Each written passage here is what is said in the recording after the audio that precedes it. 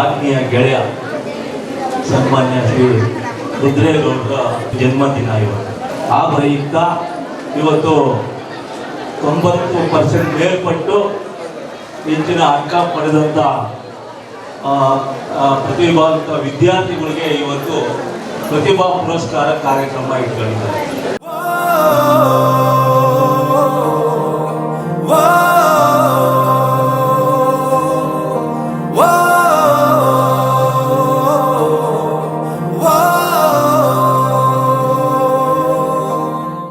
ವಿದ್ಯಾರ್ಥಿಗಳ ಮಿತ್ರರು ಹಾಗೂ ಯುವಕರ ಕಣ್ಮಣಿ ರುದ್ರೇಗೌಡ ಅವರಿಗೆ ಹುಟ್ಟುಹಬ್ಬದ ಹಾರ್ದಿಕ ಶುಭಾಶಯಗಳು. ಸಮಾಜಮುಖಿ ಕಾರ್ಯಗಳ ಮೂಲಕ ಜನರ ಪ್ರೀತಿ ಮತ್ತು ವಿಶ್ವಾಸವನ್ನು ಗಳಿಸಿರುವ ರುದ್ರೇಗೌಡ ಅವರ ಸೇವೆ ಇನ್ನಷ್ಟು ವಿಸ್ತರಿಸಲಿ ಎಂದು ಅವರ ಸ್ನೇಹಿತರು ಹಾಗೂ ಹಿತೈಷಿಗಳು ಹಾರೈಸಿದ್ದಾರೆ. ಅವರ ಹುಟ್ಟದ ಹಬ್ಬನ ವಿಶೇಷವಾದ ರೀತಿಯಲ್ಲಿ ಆಚರಣೆ ಮಾಡ್ಕೊಂಡು ಬಂದಿದ್ದಾರೆ. ಯಾಕೆಂದರೆ ಇವತ್ತೇನವರ ಹುಟ್ಟದ ಹಬ್ಬ ಅಂತ ಆಚರಣೆ ಇಲ್ಲ. ಅವರೊಂದು ಏನು ಸಹಾಯಸ್ತ ಟ್ರಸ್ಟ್ ಇದೆ, ಆ ಟ್ರಸ್ಟ್ ಮುಖಾಂತರ ಅನೇಕ ಕಾರ್ಯಕ್ರಮಗಳನ್ನ ರೂಪಿಸ್ಕೊಂಡು ವಿಶೇಷವಾಗಿ ಅತಿ ಪ್ರತಿಭಾವಂತ ವಿದ್ಯಾರ್ಥಿಗಳಿಗೆ ಅವ್ರಿಗೆ ಒಂದು ಇದನ್ನು ಮಾಡುವಂಥ ಕೆಲಸವನ್ನು ಇವತ್ತು ಇಟ್ಕೊಂಡು ಕಳೆದ 10 ವರ್ಷಗಳಿಂದ ಮಾಡ್ತಾಯಿದ್ದಾರೆ. ಈಗ ಪ್ರತಿಭಾ ವಿದ್ಯಾರ್ಥಿಗಳಿಗೆ ಪ್ರೋತ್ಸಾಹ ಕೊಟ್ಟಾಗ ಅವ್ರು ಇನ್ನೂ ಹೆಚ್ಚಕ್ಕೆ ಒಂದು ದಾರಿ ದೀಪ ಆಗ್ತಿದೆ. ಆ ನಿಟ್ಟಿನಲ್ಲಿ ಅವರು ಒಳ್ಳೆಯ ಕೆಲಸ ಮಾಡ್ಕೊಂಡು ಬರ್ತಾಯಿದ್ದಾರೆ. ಭವಿಷ್ಯದಲ್ಲಿ ಅವರಿಗೆ ಭಗವಂತ ಆಯುಷ್ ಕೊಡಲಿ, ಆರೋಗ್ಯ ಕೊಡಲಿ, ಆಮೇಲೆ ಆಯುಷ್ ಕೊಡಲಿ, ಆಮೇಲೆ ಅವ್ರ ಇಷ್ಟಾರ್ಥಗಳೆಲ್ಲ ನೆರವೇರಲಿ. ಮುಂದೆ ಒಂದು ಸಮಾಜದಲ್ಲಿ ಒಂದು ರಾಜಕೀಯ ಕ್ಷೇತ್ರದಲ್ಲಿ ಒಳ್ಳೆಯದಾಗಲಿ ಅವರಿಗೆ ಅಂತೇಳಿ ಮಣ್ಣಿನ ಮಗನು ಇವನು ಕೊಡುಗೈದಾನಿ, ಚಿನ್ನದ ಮಗನು ಇವನು ಅದ್ಭುತ ಜ್ಞಾನಿ, ಜನಸೇವೆಗೆಂದೇ ಹುಟ್ಟಿರುವ ದೇವರ ಕುಲವು, ಇವರ ನೆರಳೆ ಬಡವರಿಗೆ ನೂರಾನೆಯ ಬಲವು, ಈ ಮಣ್ಣಿಗೂ ಇವರ ಋಣವೈತೆ, ಪ್ರತಿ ಉಸಿರು ಇವರ ನೆನಪಿನೈತೆ. ಜಯ ರತ್ನಾಕರ ಜಯ ರತ್ನಾಕರ ಜಯ ರತ್ನಾಕರ ಜಯತೋ. ತಮ್ಮ ಜನ್ಮದಿನದ ಒಂದು ಆಚರಣೆಯನ್ನು ಪ್ರತಿಭಾವಂತ ವಿದ್ಯಾರ್ಥಿಗಳಿಗೆ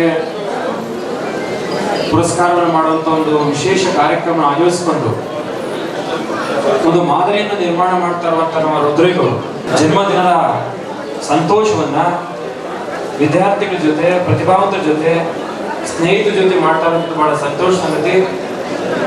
ರುದ್ರೇಗೌಡರಿಗೆ ನಾವೆಲ್ಲರೂ ಪ್ರೀತಿಯಿಂದ ಅವರ ಜನ್ಮದಿನದ ಶುಭಾಶಯಗಳನ್ನು ಸಲ್ಲಿಸೋಣ.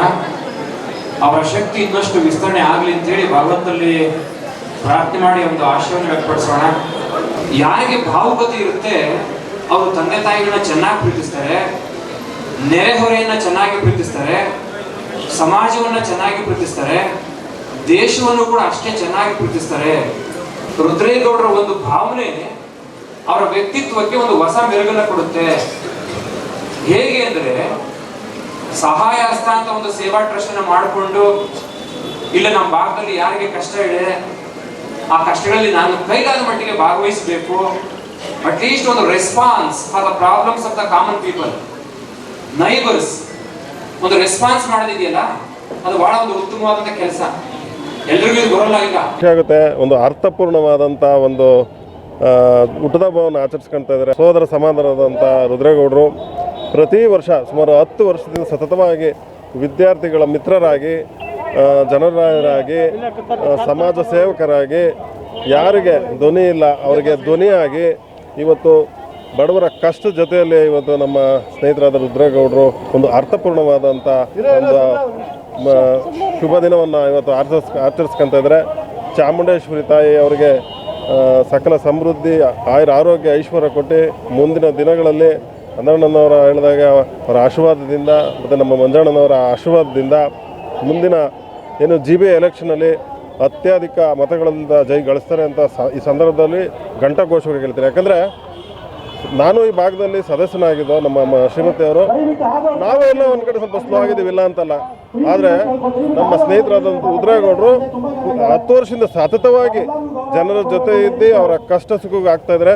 ಭಗವಂತ ಅವರಿಗೆ ಒಳ್ಳೇದು ಮಾಡಲಿ ಅಂತ ಈ ಸಂದರ್ಭದಲ್ಲಿ ತಾಯಿ ಚಾಮುಂಡೇಶ್ವರಿನ ಮತ್ತು ದುಗ್ಲಮ್ಮನ ನಾನು ಇವತ್ತು ಸಂದರ್ಭ ಕೇಳ್ಕೊತೀನಿ. ಬಡವರು, ವಿದ್ಯಾರ್ಥಿಗಳು ಮತ್ತು ಸಾರ್ವಜನಿಕರ ಹಿತಕ್ಕಾಗಿ ಅವರು ಸಲ್ಲಿಸುತ್ತಿರುವ ಸೇವೆಯನ್ನು ಗುರುತಿಸಿ ಮುಂದಿನ ದಿನಗಳಲ್ಲಿ ಇನ್ನೂ ದೊಡ್ಡ ಮಟ್ಟದ ಜವಾಬ್ದಾರಿ ಮತ್ತು ನಾಯಕತ್ವದ ಅವಕಾಶ ದೊರೆಯಲಿ ಎಂದು ಅವರು ಸ್ನೇಹಿತರು ಆಶಿಸಿದ್ದಾರೆ. ದೇವರು ಅವರಿಗೆ ಉತ್ತಮ ಆರೋಗ್ಯ, ದೀರ್ಘಾಯುಷ್ಯ, ಸುಖ, ಸಂತೋಷ ಮತ್ತು ಇನ್ನಷ್ಟು ಸಮಾಜ ಸೇವೆ ಮಾಡುವ ಶಕ್ತಿ ನೀಡಲಿ ಎಂಬುದು ಎಲ್ಲರ ಹಾರೈಕೆ. ಹುಟ್ಟುಹಬ್ಬದ ಹಾರ್ದಿಕ ಶುಭಾಶಯಗಳು. ಈ ನಮ್ಮ ಭಾಗ ಏನಿದೆಯೋ ಈ ಕಡೆಯಿಂದ ಚೊಕ್ಸಂದ್ರ, ರಾಜಗೋಪಾಲ್ ನಗರ, ಯಜ್ಞಹಳ್ಳಿ, ಈ ನಮ್ಮ ಭಾಗ ರಾಜೇಶ್ವರಿ ನಗರ, ಈ ಭಾಗಗಳಲ್ಲಿ ಎಲ್ಲೂ ಒಂದು ಸರ್ಕಾರಿ ಕಾಲೇಜ್ ಇಲ್ಲ. ಸ್ಕೂಲ್ಗಳಿದ್ದಾವೆ, ಒಂದು ಸುಮಾರು ಸ್ಕೂಲ್ಗಳಿದ್ದಾವೆ. SSLC ವರೆಗೂ ಮಕ್ಕಳು ಹೋಗ್ತಾರೆ. ಈಗ ಮಕ್ಕಳುಗಳು ಓದಬೇಕು ಅಂತ ಅಂದ್ರೆ SSLC ವರೆಗೂ ಏನೋ ತಂದೆ ತಾಯಿಗಳು ಓದಿಸ್ಬಿಡ್ತಾರೆ. ಅದಾದ್ಮೇಲೆ PUC ಕಲಿಸ್ಬೇಕು ಅಂದ್ರೆ ಒಬ್ಬೊಬ್ಬ ಮಕ್ಕಳಿಗೆ 1 ಲಕ್ಷ ರೂಪಾಯಿ ಖರ್ಚಾಗ್ತಾ ಇದೆ. 1 ಲಕ್ಷ ರೂಪಾಯಿ ಖರ್ಚಾಗ್ತಾ ಇದೆ. 1 ಲಕ್ಷ ರೂಪಾಯಿ ಉಳಿಸ್ಬೇಕು ಅಂದ್ರೆ ಅವರು ಪ್ರತಿ ತಿಂಗಳು ಒಬ್ಬ ಪೇರೆಂಟ್ಸ್ 10,000 ರೂಪಾಯಿ ಎತ್ತಿಕ್ಬೇಕು. 2 ಮಕ್ಕಳಿದ್ರೆ 20,000 ರೂಪಾಯಿ ಎತ್ತಿಕ್ಬೇಕು. ಅವ್ರ ತರದೇ 30,000 40,000 ಸಂಬಳ. ಆದ್ರಿಂದ ಅವ್ರಿಗೆ ಇದಾಗಲೇ 2ನೇ ಸತಿ ಕೋರಿಕೆ. ಮೊದಲು ಶಾಸಕರಾಗಿದ್ದಾಗ ರೋಡಿಂದ ಆ ಭಾಗಕ್ಕೆ ಒಂದು ಡಿಗ್ರಿ ಕಾಲೇಜ್ ತಂದಿದ್ದಾರೆ, ಅವ್ರಿಗೆ ಧನ್ಯವಾದಗಳು. ಈ ಭಾಗಕ್ಕೆ ದಯವಿಟ್ಟು ಎಲ್ಲೋ ಸರ್ಕಾರಿ ಜಾಗಗಳು ಎಲ್ಲೂ ಇಲ್ಲ, ಆದ್ರೂ ಆ ಸರ್ಕಾರಿ ಜಾಗ ಎಲ್ಲಿದೆ ಅಂತ ಹೇಳಿ ನಾನು ಬೇಕಾದ್ರೆ ಗುರುತಿಸ್ಕೊಡ್ತೀನಿ ಅವ್ರಿಗೆ. ಅದನ್ನ ಜಾಗದಲ್ಲಿ ಮುಂದಿನ ದಿವಸಗಳಲ್ಲಿ ಒಂದು ಒಳ್ಳೆ ಉತ್ತಮವಾದ ಒಂದು ಕಾಲೇಜ್ ನಿರ್ಮಿಸ್ಕೊಡ್ತೀರಾ ಅಂತ ವೇದಿಕೆ ಮುಖಾಂತರ ಕೇಳ್ಕೊಳ್ತಾ ಇದ್ದೀನಿ. ಅದಕ್ಕೆ ನಮ್ಮ ನರಸಿಂಹಮೂರ್ತಿಯವರು ಸಹಕಾರ, ಶಿವಣ್ಣ ಎಲ್ಲರೂ ಸೇರಿ ಅವರಿಗೆ ನಾನು ಒಬ್ಬನೇ ಹೇಳಿದ್ರಾಗಲ್ಲ, ನಮ್ಮ ನಾಯಕರುಗಳು ನಮ್ಮ ಅಂದಾನಪ್ಪನ ಒಂದು ಜಾಗ ಎಲ್ಲೈತೆ ಅಂತ ಅವಾಗ ನಾನು ಹೇಳಿದಾಗ ಅವರು ಗುರುತಿಡಿತಾರೆ. ಆ ಜಾಗನ ದಯವಿಟ್ಟು ಮುಂದಿನ ದಿವಸಗಳಲ್ಲಿ ಈ ಕಡೆ ಒಂದು ಕಾಲೇಜ್ ಮಾಡಿಕೊಟ್ರೆ ನಮ್ಮ ಮಕ್ಕಳುಗಳಿಗೆ ಎಷ್ಟೋ ಪೇರೆಂಟ್ಸ್ಗಳಿಗೆ ಅನುಕೂಲ ಆಗುತ್ತೆ ಅಂತ ಹೇಳ್ತಾ ನಾನು ಮಾತು ಮುಗಿಸ್ತೇನೆ.